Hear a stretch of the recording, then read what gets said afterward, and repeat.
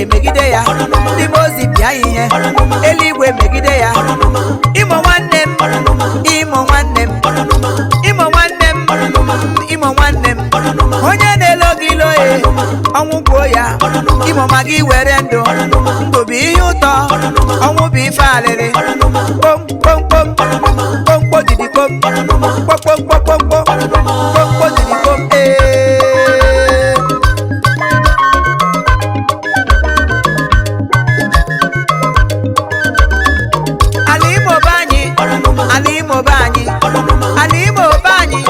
ala Imo steeti onye na-ele anyị iloe ọnwụ gbuo ya Enugu steeti kedu onye na-elo gị ilo Anambra kedu onye na-elo anyị ilo Abia steeti onye na-elo gị ilo Ebonyi steeti kedu onye na-elo gị ilo Delta niile onye na-elu n'ilo onye na-elu n'ilo asị m ọnwụ gbuo ya onye na-elo anyị iloe ọnwụ gbuo ya ndị mozi bịa ihe eluigwe megide ya Amadioha gbuo ya o mmiri loo ya ihe o metere buru ya onye na-ele anyị iloe ọnwụ kpọọ ya ihu ọ gaghị ahụ ihe ọma onye na-ele anyị iloe ọ gaghị aga n'iru onye na-ele anyị iloe Chukwu ga-emegide ya eluigwe ebidokwa ya ala ekwe kọọ ya ka ekwe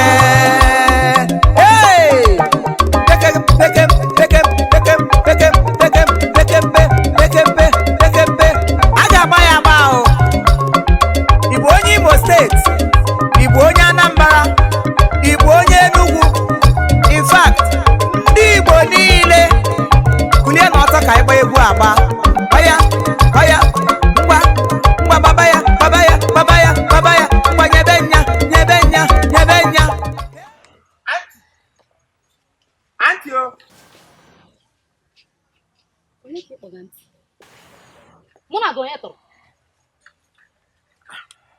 wetu olu na ntị ka m kpọrọ gị na-aba mgbote nkụzie gị ihe ka ịmata ọgụ gị rie m ka anụ gbọdụ nga ahụ ọcha ntị adịma ntị na age a na-ele mmadụ anya n'afọ ala anya from down below of your eyes ele ha anaghị anya otu anya gị ụgwọ ụla mara na ịwụọla antị sotu ị n'ugbo ọ na ị na-eme ka akpọ gị young girl no ị kwesịrị itigo onwe gị na stage of antị from antị gị baga ele ahụ ya gị baga dada onye ọbụla akpọga antị lekwe ya na dada arịwụla nso ya dada so therefore you are auntie because mgbamgba ngo titi mmiri aṅụ mmadụ na mkpọrọ na nsogbu n'azụ kamgbe isi na mere odukulota na-agaje gị kpọke enwe onye tụpụrụla gị ọnụ ị na-agba m titi ọ wụ otu ị dị na ka enwere ọzọ fọrọ n'ụlọ ele ihe dị rọng ebe m nọ onye na-agba m titi ọgụ enwere onye ọdị isi ị na-elekwa anya ọfụma bifo gị gbawa m titi kwesịrị inwe happiness na m nwetadịrị atom of romance na ndụ m if not kamgbe onye gawara na road enwe onye mere gosi na ụdị naanị m ị kwesịrị ikele Chineke na m tụpụwadoro ọnụ gbawado gị aka ahịa nwoke m nọzi ọma mgba ngụ titi ele aha gị iwe onye ole ide ahụ mmadụ na m kwụsịrị gị agbago titi enwere ihe were original n'ime ndụ gị gbaba otu mkpụrụ ihe were original na ndụ gị wig ekpu n'isi wig ochie wig ịkwa makwa mgbe ijiri kwa gawa wig nụ ukwu ya echile n'ukwu otu ya kasịcha ya na-achọ ịdasịsị sugo wik everywhere wik ha ga-adịla wik sugo lekwe ọkịrịka wake up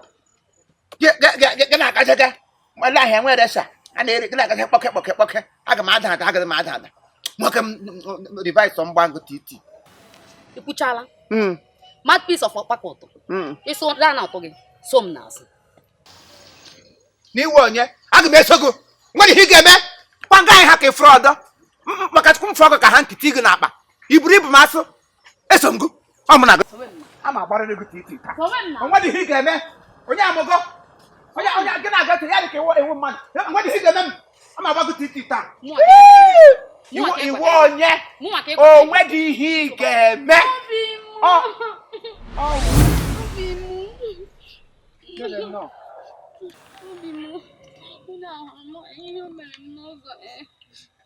Ndị mana ọ kwechakwala m ihe ọ nọ na-agba m titi m ajụ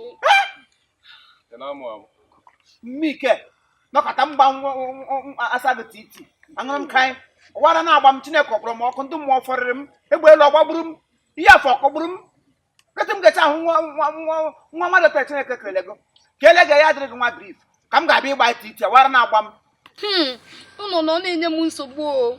Akwala ihe.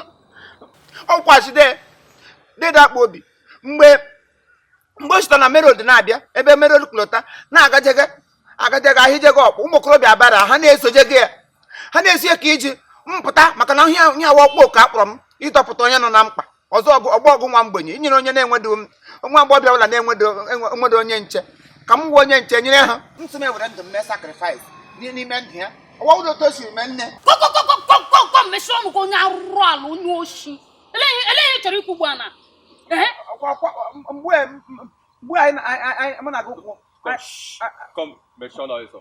ihe bịara obodo anyị nwaanyị ọbụla ihe na-esogharị ya n'azụ onye ọbụla na-enwedo onye nche ka m na-echekwa ha ya na-agajego nwa mkpọke ha bara ndụka eduru ebe ha so oyi dị uwe na ọgba ahụ efu na ọma akwa n'obi ntị ya nwa agbọbịa ka ama akwa n'obi mụ na hapịa ya mara na o nwere ka onye ọma agala akwawa n'obi ọ laikiri ya mme ya safeguard na-esodo gị na azụ ya bịa nga sị mgbaga titi ọwawara na-agba m tukwuru onye sọ ị na-amụ amụ nwaanyị ọbụla ihe na-esogharị ya n'azụ ọhịa pụtara onye bịa arụ ị na-ajụ ese mara onye nwe nke onwe anya kọmọn ị mara ka ahụ awụ ọsa ije na ọya maka ị ga-eme na nnekọ ya n'ụzọ ọya ya You know the Okwu? Jump like wow. Jump! Yeah, come on. Baby, Jerry. I just come on to see how the name of my daughter. I just go back to me. Oh, yeah. Ma gwụla ihe fọrọ ngwụgba FG. Ị na-awa aka isi. FG ihe fọrọ na nwa ndị m ọtọ.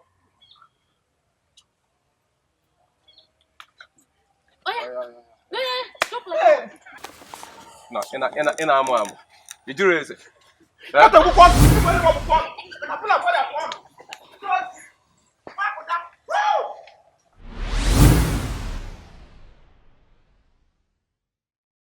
Alright, my wonderful country people, na me be Chief Imo worldwide. I don't bring better message for now. What be the message? A harakap. A harakap. They don't come into Imo State and also Port Harcourt. They are here to make our journey so smooth, so jolly, mwayo, and garwe. How can you get a harakap? Carry your smartphone. Bam.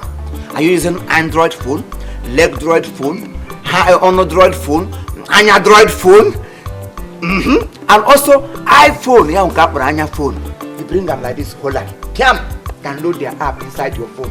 Just as you have Facebook, WhatsApp, everything inside your phone. Also download a harakap app. Anytime, any day. You don't stand for sun don't hammer you, don't forget your bus stop. Carry your phone, press them. Wherever you are standing, their driver will just locate you and carry you mayoli. You bring the different kwa. Now why you can walk your destination land. Don't say I not tell you. And the wonderful thing we make them broke at baby say you can also book a harakap with data and without data. If you download their app, you go see them. And under it, there is a space where you can also do your adverts. You want to advertise your father's burial, you want to advertise your mother's birthday, you want to advertise your products. Whatever that you want to advertise, take their phone number, contact them. You and them will discuss your promo, your advert, your business, whatever will be advertised under their app. The app is in two places, with data, without data. That makes them different and wonderful. A harakap, a harakap, a harakap. I raise my leg for you. Thank you.